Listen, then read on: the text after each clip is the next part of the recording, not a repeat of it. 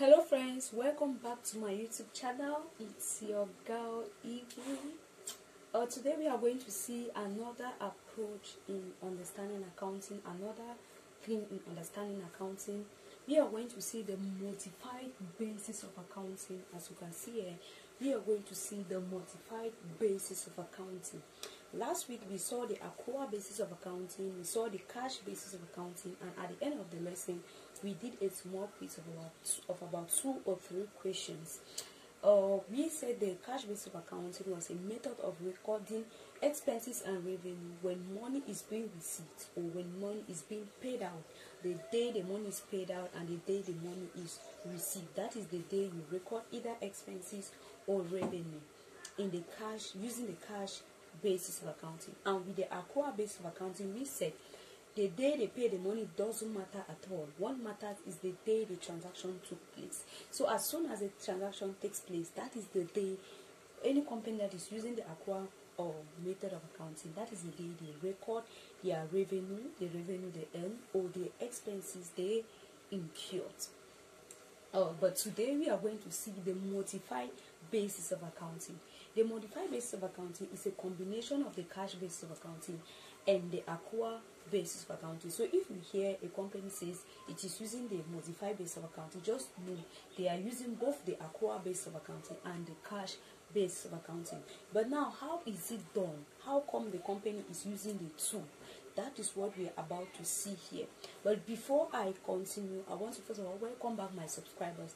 Thank you for always coming back to watch my videos. And if this is your first time watching my videos, I would like you to subscribe. Give me a thumbs up if you like my videos, and please take a comment at the comment section.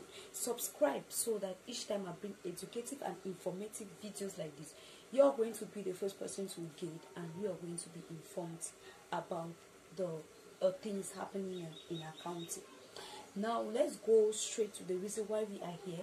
We are here to understand what the modified basis of accounting is, and at the end of this video we are going to do a short quiz of about 2 questions. Yes, we are going to do a short quiz of 2 questions. Now, with the modified basis of accounting, the company uses the 2. Well, what happens is that they record expenses and revenue, the long-term assets, using the accrual basis of accounting, while that of the short-term assets is recorded using the cash basis of accounting. So whatever revenue or expenses that is being gotten or incurred on long-term assets is being recorded using the accrual basis of accounting, while that of the short-term assets is being recorded using the cash basis of accounting. So that is how the company gets to use what we call the modified basis of accounting.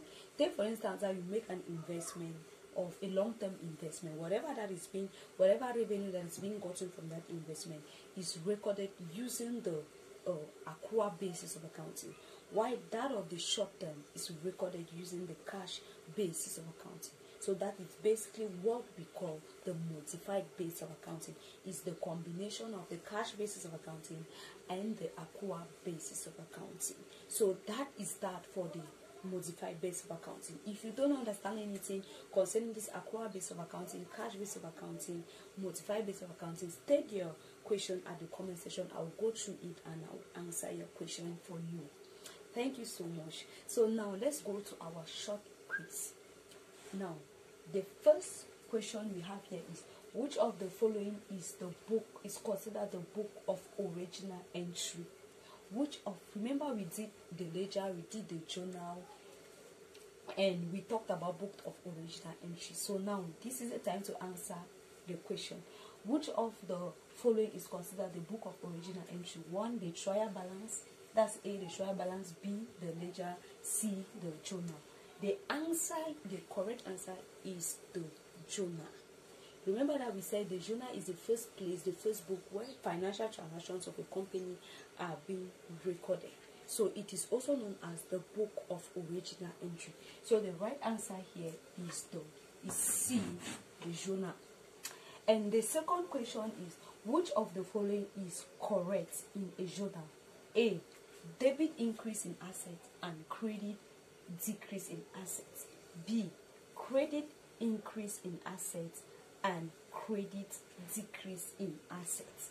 So now, if we reflect on the rules of debit and credit, we said that when asset increases, you debit, and when asset decreases, you credit. So the answer here is A, because debit increase in asset and credit decrease in asset. So that is the correct answer. Thank you so much for watching my videos. Share, like, and subscribe. And see you in the next video. Thank you very much.